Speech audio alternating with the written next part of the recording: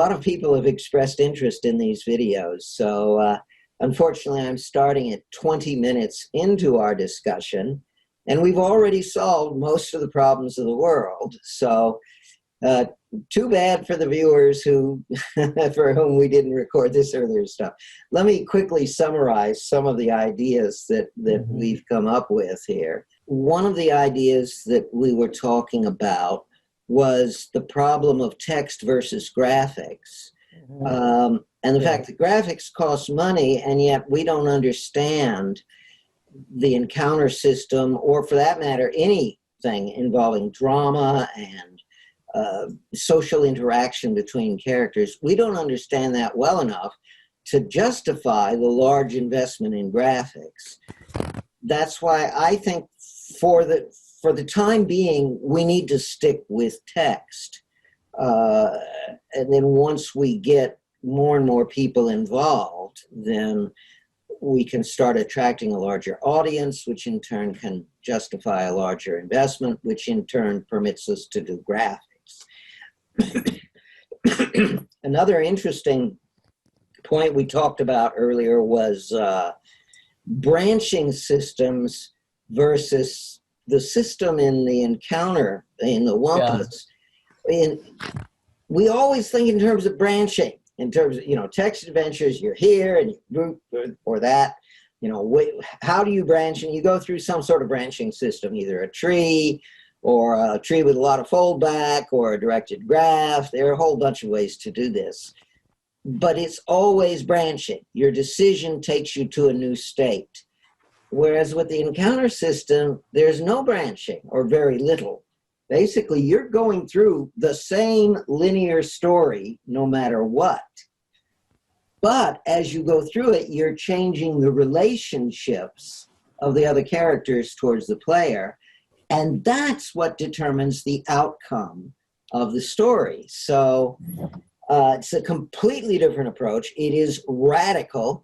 I think that some of the people in the Wampus group don't really understand how fundamental that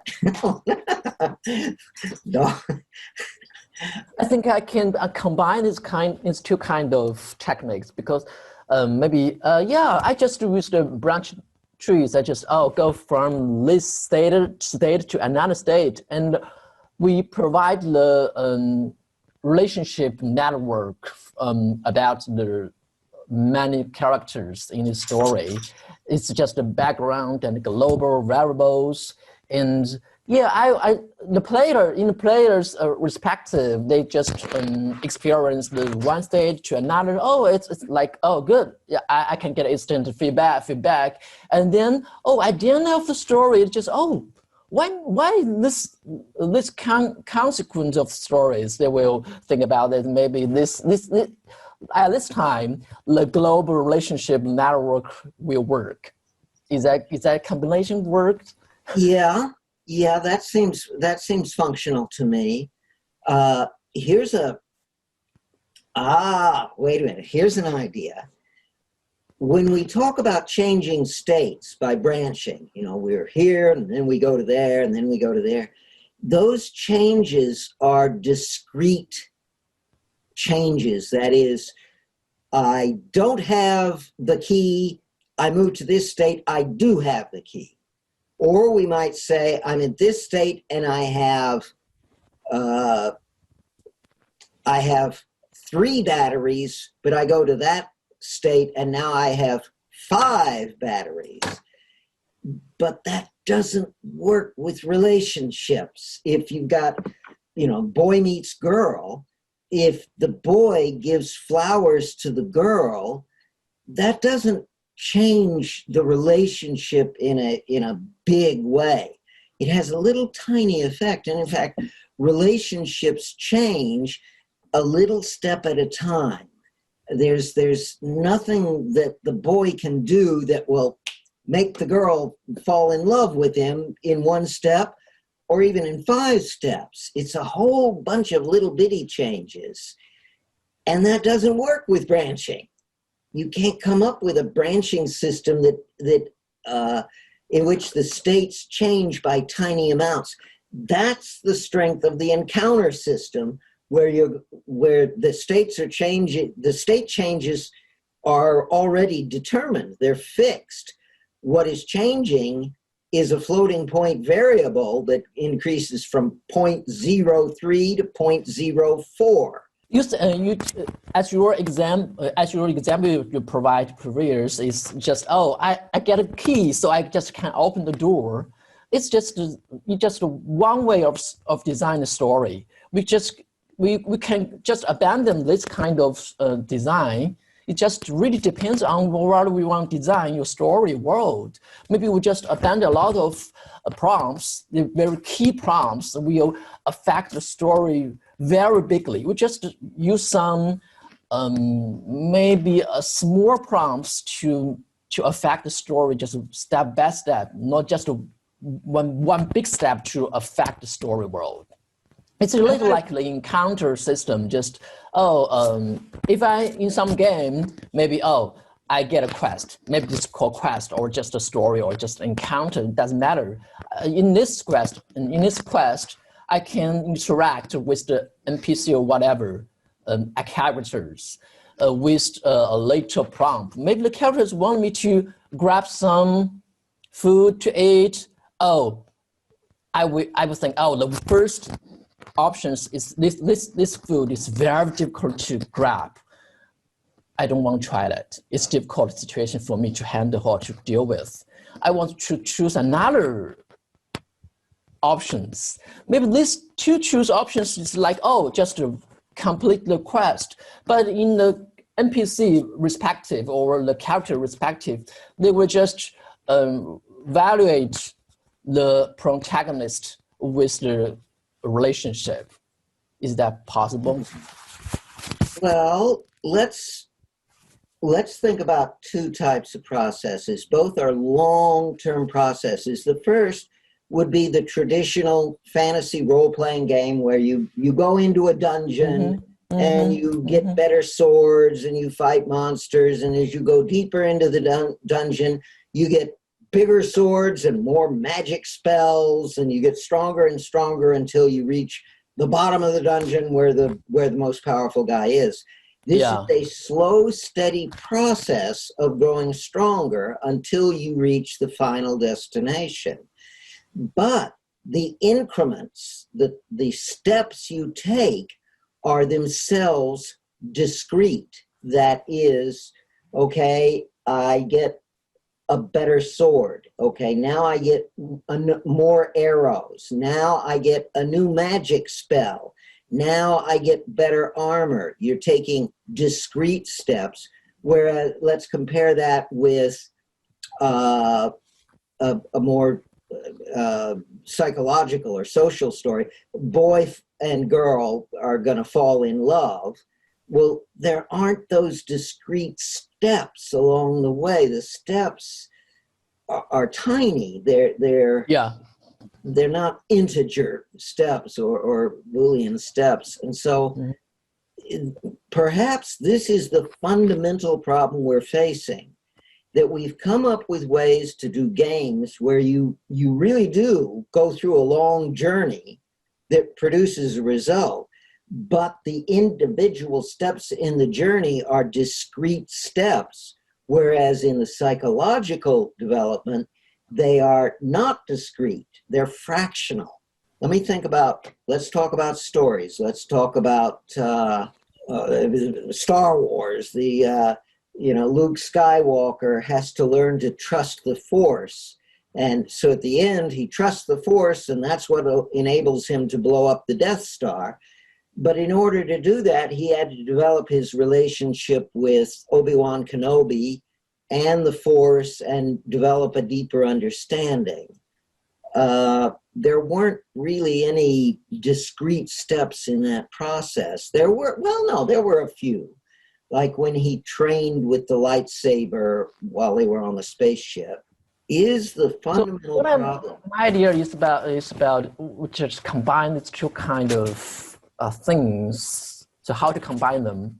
As you mentioned that, in the traditional role play game, just RPG or whatever we call that, just use, we would just give a sword. It's just a pretty bunch about the weapon-based and skill-based adventure like that. More like that. A lot of games just give a various kind of weapons and types of skills to bunch them together with a lot of things to do in this game. So provide a lot of contents for player to play the RPG game more and more times.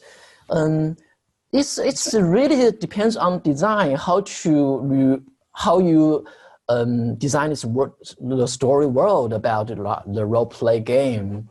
If we just design the game not with a lot of sword and skills, and with another kind of just like encounter things, maybe we just in one encounters, I just really experience some things with one character or maybe two characters in these encounters.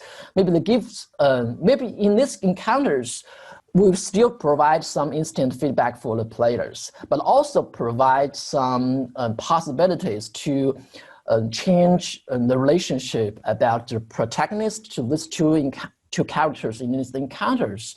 So is that possible to combine the encounter technology with the traditional role-playing game? Well, certainly it's possible, but nobody's ever done it before. And so we don't know how to do it, but clearly we should be able to have a double track system where you're going along. Yeah. One system is the role-playing system have a very instant feedback. Yeah. Or maybe mechanics. Maybe you can just bring some kind of weapons or skills, whatever. It's good. It's good. Another system is just underground about this whole story world with the relationship network between characters. It's possible combination. Is that possible? Yeah. This is sort of like the situation we had in with rocket ships in the 1950s. Yes, of course we can build rockets. The Germans did it during World War II. There's no problem. I mean, we know we can do it. It's just we've never done it before, and we don't really quite know how to build big rockets. And a lot of rockets exploded on the test stands. So there were a lot of mistakes. It took a lot of experimenting. In 1961 or 62, President Kennedy said, all right, America is going to put a man on the moon before this decade is out.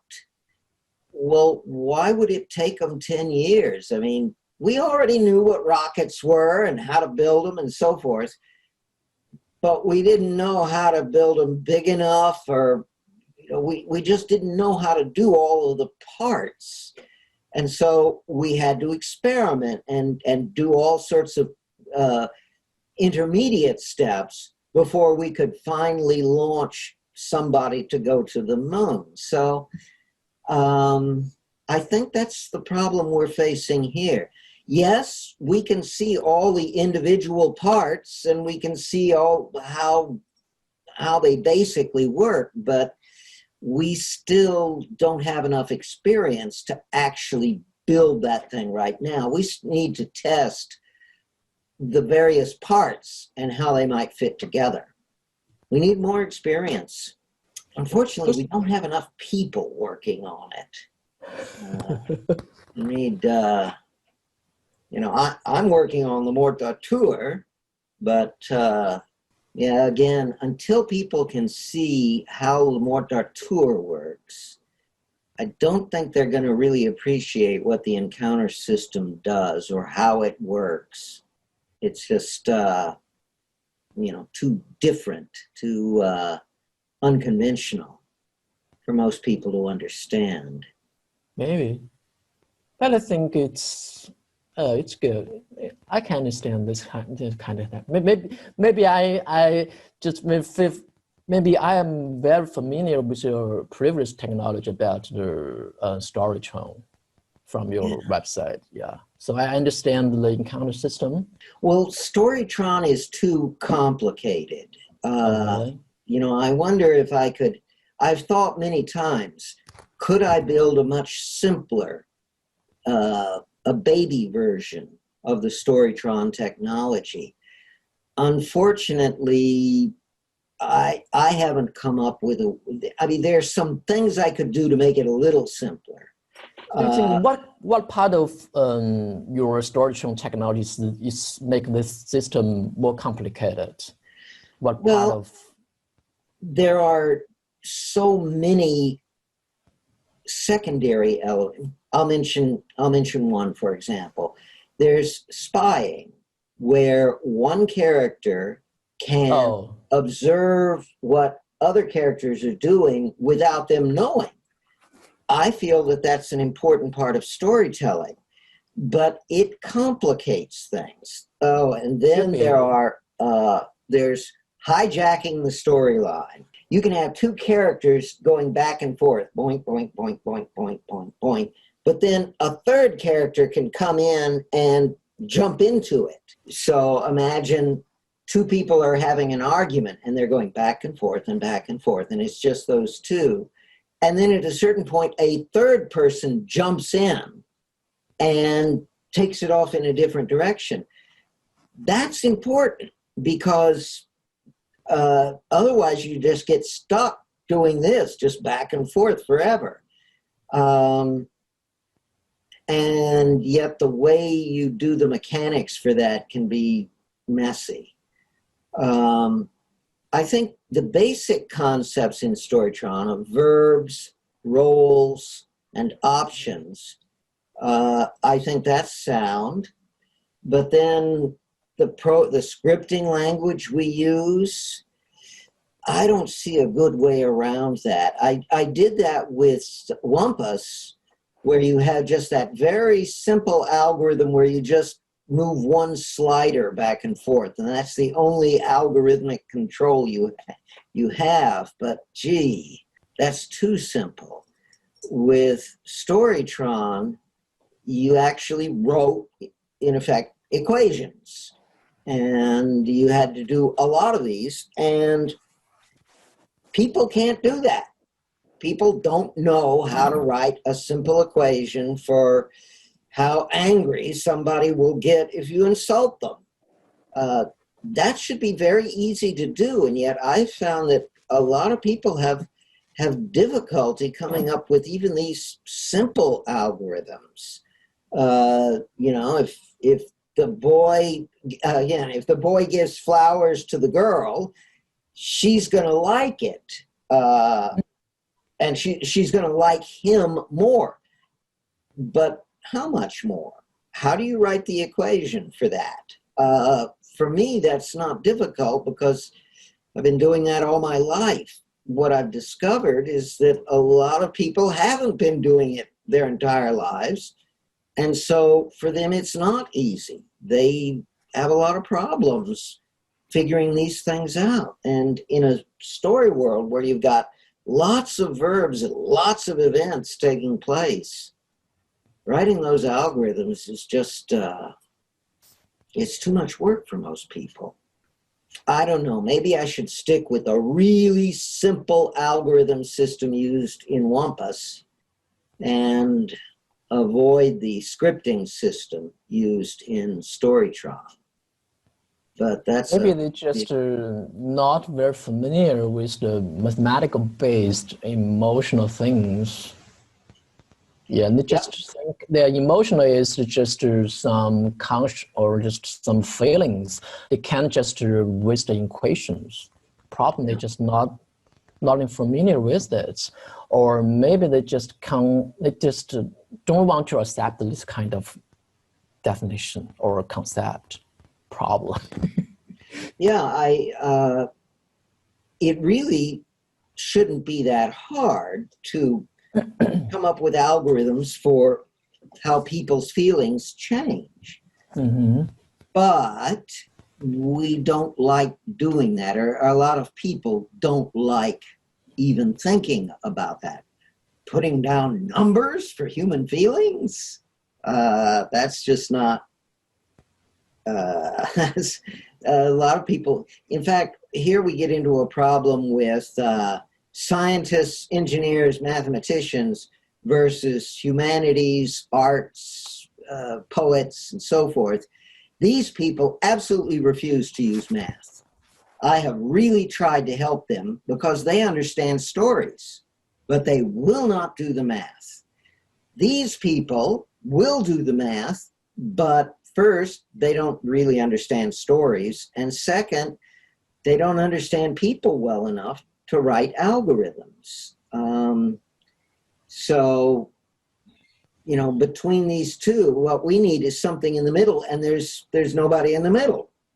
I was hoping, I've made a number of attempts to, on 3 occasions now, I have actually brought a student to my home for a week and said, let's really get into it. And for a week, I've just gone over all the details and explained everything in great detail, and it didn't work. In the end, it just did not affect them. So they were not able to understand it. So I'm unsure how to proceed. I'm absolutely certain we will not be able to do interactive storytelling until we have people who can design mathematical algorithms for the way people's feelings change in response to events. And I just don't think we have people who can do that.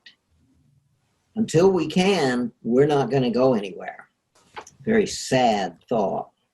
Maybe it's because if you want people to accept brand new techniques, you must provide a combo of the new things and the old things. Because people just can't accept or just a branch of just 100% new things. They're just afraid of them. Yeah, it's. My idea is that my suggestion is, if you want to make the people to enjoy this kind of interactive story, we must combination with the brand new things and the old things. Some experiment, a lot of experiments prove that just like 15.28% of the new things plus the old things is the good combination for people to accept this brand new techniques. Our problem here is that what you're describing is an evolutionary approach, and in general, evolution works a lot better than revolution. Revolutions usually fail. When I'm not political, I mean technological revolutions. Almost everything in technology and science is done in an evolutionary sense. The problem is there are just so many new ideas required to make this work that the evolutionary steps are much larger than we face in many cases. For example, the evolution of integrated circuits, you know, started off in the 1960s with some very primitive circuits, and then they learned how to mask them and combine elements on a multi-layered silicon wafer. And that from then on, it was just a matter of shrinking the size of the channels. But the first steps were very difficult. Once they got it down, then it was just a matter of getting better and better and better. But we're still in the early stage where we're groping around. We're moving around in a very dark room and we don't know what's there. And we're just trying to figure out the basics. Now, once we get the basics down, then we can start talking about evolutionary advances. But, well, obviously the big thing is to come up with a working story world so that people can see what I'm talking about. And this has been my biggest failure. I've kept trying to build story worlds and then saying, not good enough, throw it away. I believe that Le Mort d'Arthur will be good enough that people will see potential in it. I don't expect millions of people to say, wow, this is wonderful entertainment, I love it. Instead, what I expect is for people, knowledgeable people, to look at it and say, this has potential. This was much the same thing with integrated circuits. The early ones were junk. They just weren't useful at all. You couldn't do anything with them. But the scientists who were working on it, they could all see this is going to change the world. We just need to improve it. And so there were enough people working on integrated circuits to bring them up to the level of being useful. And that's what we need with interactive storytelling. It's going to be hard. They just want to experience the stories. They just will enjoy the storytelling. And if you just put some options or just verbs for me to choose from them, it's possible to interrupt my experience in this story or my immersion in this story. I don't want to choose anything. I just want to experience. Okay. Yeah, these options will interrupt my experience. If somebody asked me the questions about this. Yes. Well, here the problem is when movies first came out, nobody knew what a movie was. I mean, they said, okay, we can make these moving pictures, and now what do we do with them? The idea was, okay, we'll tell stories with them. But they still didn't understand, well, how do you tell a story with a movie? And for you and I, it's obvious.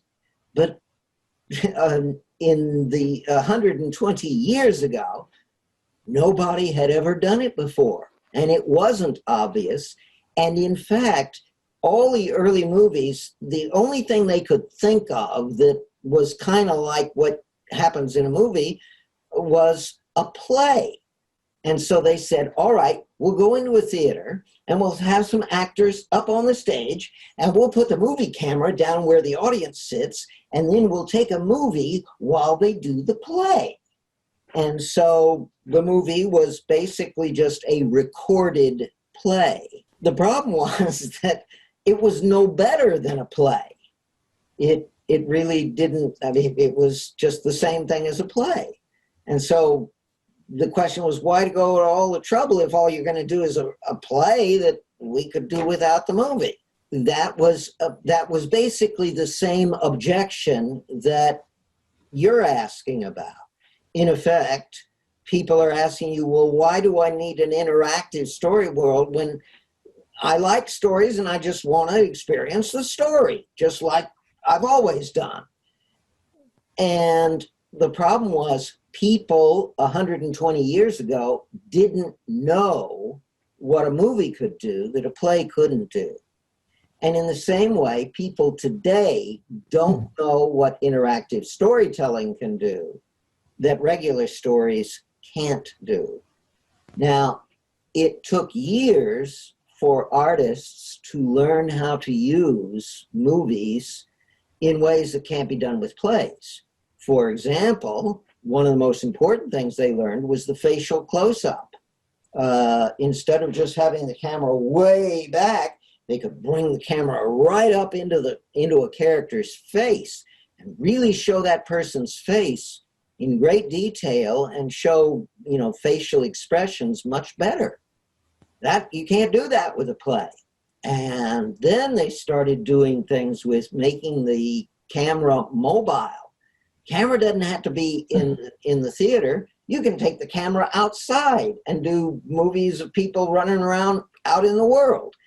Or D.W. Griffith did this beautifully in a famous scene. He did a movie, it was called Birth of a Nation.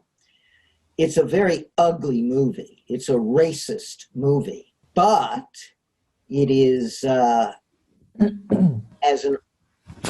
the content was terrible, but the artistic ideas it used were brilliant.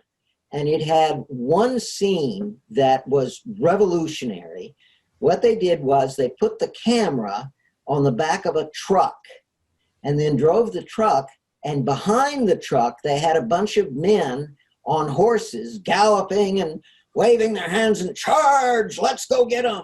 And so you could see these guys. We see this scene all the time nowadays, but back then the idea of being in front of galloping horses and seeing them, revolutionary. It was major development, and it just showed the camera can move. People didn't know you could do that with movies until D.W. Griffith did it. And then all sorts of, the movies have just kept having all sorts of interesting new ideas. Many of them are small.